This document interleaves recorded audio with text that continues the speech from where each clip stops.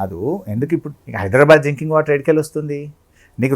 అంటే ఎల్లంపల్లి మేము కంప్లీట్ చేసాం, లాస్ట్ వాళ్ళు ఇనాగ్రేట్ చేశారు అంటారు. ఎల్లంపల్లి మీద నేను అసెంబ్లీలోనే ఛాలెంజ్ చేసిన. గేట్లు మీ ఆయనలో పెట్టారు అంటే అప్పుడు రాయపట్నం ఏదో క్లియరెన్స్ 400 కోట్లు బీఆర్ఎస్ ఖర్చు పెట్టింది. 2400 కోట్లు ఖర్చు పెట్టినాం. మరి కిరణ్ కుమార్ రెడ్డి ముందే హెలికాప్టర్ల ప్రారంభానికి వస్తే పొన్నం ప్రభాకర్ వద్దు అని అన్నది. అది కాకముందు ఆగమాగం ఎలక్షన్ల ముందు చేద్దామని డ్రామా ఆడిండ్రు. మరి నిజంగా 2400 కోట్లు మేము ఎందుకు ఖర్చు పెట్టాల్సి వచ్చింది? 2400 crores అన్ని చేసినాం. ప్రాజెక్టు పనులు చేసినాము, R&R పనులు చేసినాము, రోడ్ వర్క్స్ చేసినాము, అన్ని పనులకు కలిపి 2400 కోట్లు ఖర్చు పెట్టి మేము కదా నీళ్ళు నింపింది దాంట్లో. వీళ్ళు అన్ని ఫేక్ మాటలు మాట్లాడుతుంటారు. సో ఎల్లంపల్లికి కూడా నీళ్ళు ఉండవు. That is overloaded already. Yellampalli మీద NTPC ఉంది, ఎల్లంపల్లి మీద జైపూర్ పవర్ ప్లాంట్ ఉంది, ఎల్లంపల్లి మీద లిఫ్ట్ ఇరిగేషన్ స్కీమ్లు ఉన్నాయి, ఎల్లంపల్లి మీద డ్రింకింగ్ వాటర్ ఉంది, ఎల్లంపల్లి ఓన్ ఆయకట్టు ఉన్నది. Unless it is supplemented by Medigadda, Yellampalli నీళ్ళు ఎల్లంపల్లికే సరిపోవు, హైదరాబాద్ ఇచ్చిపెట్టు. సో అందువల్ల అది కరెక్ట్ కాదు. సో కాళేశ్వరం అంటే ఏదో 1,00,000 కోట్లు కొట్టుడు పోయింది అనేది ఒక ఫాల్తు మాట. ఇప్పుడు ఎందుకు మొన్న గవర్నమెంట్ అసెంబ్లీలో బుక్ పెట్టింది ఏ ప్రాజెక్టుకు ఎంత ఆయకట్టు ఇస్తున్నాము అని. 2 లక్షల ఎకరాలు ఇస్తున్నామని మీరే బుక్ పెట్టిండ్రు అసెంబ్లీలో. ఏ ప్రాజెక్ట్ కింద ఎంత ఆయకట్టు ఇస్తామని కాళేశ్వరం కింద 2 లక్షల ఎకరాలు 18 లక్షలు ఎకరాల కొత్త ఆయకట్టు 18 లక్షలు. Coming to that. 2 లక్షల ఎకరాల ఆయకట్టు నీళ్ళు ఇస్తున్నామని మీరే అసెంబ్లీలో చెప్తారు. 1,00,000 కోట్లు కొట్టుడు పోయిందని రేవంత్ రెడ్డి ఆయన నోట్తోనే ఆయనే చెప్తాడు. This is false number 1. Falls number 2, A project అయినా ఇప్పుడు ఫర్ ఎగ్జాంపుల్ SRSP ప్రాజెక్టు, లేదు నాగార్జున సాగర్ ప్రాజెక్టు. నాగార్జున సాగర్ ప్రాజెక్ట్ నెహ్రూ గారు శంకుస్థాపన చేసి తర్వాత ఇనాగ్రేషన్ చేశారు. నెహ్రూ గారు ఇనాగ్రేషన్ చేసినప్పుడు నాగార్జున సాగర్ ప్రాజెక్ట్ కింద మొట్టమొదటి దాని ఆయకట్టు ఎంతండి? తెలంగాణలో 6.5 లక్షల ఎకరాలు. నెహ్రూ గారు ఇనాగ్రేషన్ చేసినప్పుడు ఎంత ఆయకట్టు వచ్చింది తెలుసా అండి? 25,000 ఎకరాలు. SRSP ప్రాజెక్టు ఐ థింక్ దాన్ని ఇనాగ్రేషన్ ఇందిరాగాంధీ చేశారనుకుంటా, సబ్జెక్టు కరెక్షన్. ప్రధానమంత్రి గారు వచ్చి చేసింది అప్పటి ప్రధానమంత్రి గారు. SRSP ఆయకట్టు తెలంగాణ ప్రాంతంలో 9.5 లక్షల ఎకరాలు ఫేజ్ 1. 9.5 లక్షల ఎకరాల్లో ఇనాగ్రేషన్ చేసిన మొదటి రోజు ఎంత వచ్చింది తెలుసా? ఆయకట్టు 40,000. ఎంత? 9.5లో 40,000 అంటే నాట్ ఈవెన్ 10%. SRSP ఎప్పుడు పూర్తయింది? ఇనాగ్రేషన్ చేసింది సంథింగ్ అరౌండ్ 1960s, 1960 ప్రాంతంలో, 62 అనుకుంటా స్టార్ట్ చేశారు.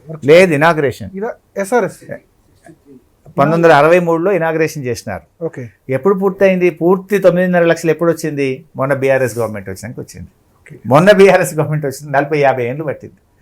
అంటే ఏ ప్రాజెక్ట్ అయినా అట్లా డే 1 ఆయకట్టు రాదు. ప్రాజెక్ట్ అంటే ఫస్ట్ ఏం చేస్తారు?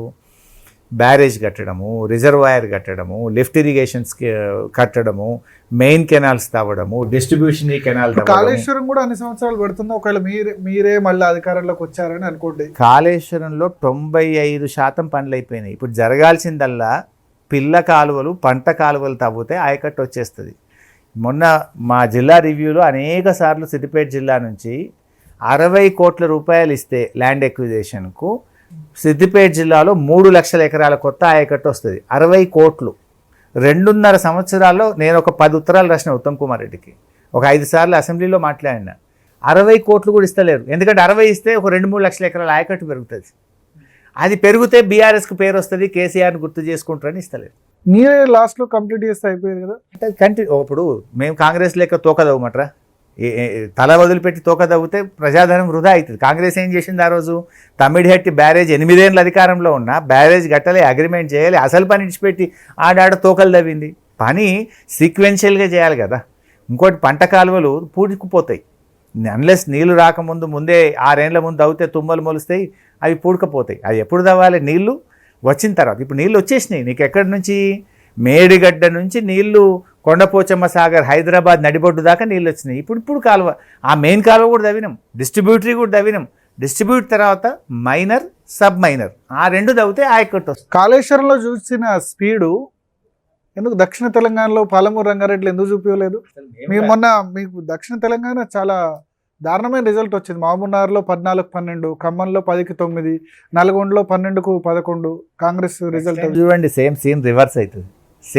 ఇప్పుడు ప్రజలు మమ్మల్ని అర్థం చేసుకుంటున్నారు. ఎందుకు ఈ మాట అంటున్నా అంటే, బీఆర్ఎస్ అధికారంలోకి వచ్చినాడు పాలమూరు జిల్లాలో ఆయకట్టు కేవలం 1,50,000. మేము వచ్చినాక 10 లక్షల ఎకరాలకు తీసుకుపోయినాం. ప్రాజెక్టు సైట్ల దగ్గర నేను పండుకున్నా, మా నిరంజన్ రెడ్డి గారు, మా శ్రీనివాస్ గౌడ్ గారు, అప్పుడు మా మంత్రి ఇవాళ కాంగ్రెస్లో ఉన్న జూపల్లి కృష్ణారావు కూడా నా మీద వచ్చి నాతో పాటు నేల మీద పండుకున్నాడు ప్రాజెక్ట్ సైట్లల్లో. మేము ఆ రోజుల్లో పోరాడి ఎంటబడి నెట్టంపాడు, కోయిల్ సాగర్, భీమా, కల్వకుర్తి ఈ 4 ప్రాజెక్టులు కాంగ్రెస్ హయాంలో 30,000 ఎకరాలకు నీళ్ళు ఇస్తే మేము దాన్ని 6.5 లక్షల ఎకరాలకు నీళ్ళు ఇచ్చినాం. 8 ఏళ్ళు ఇచ్చినాం నీళ్ళు. 8 ఇయర్స్ పూర్తి చేసి ఎవ్రీ ఇయర్ 6.5 lakh ఎకర్స్ ఈ 4 ప్రాజెక్టుల కింద ఇచ్చినాం.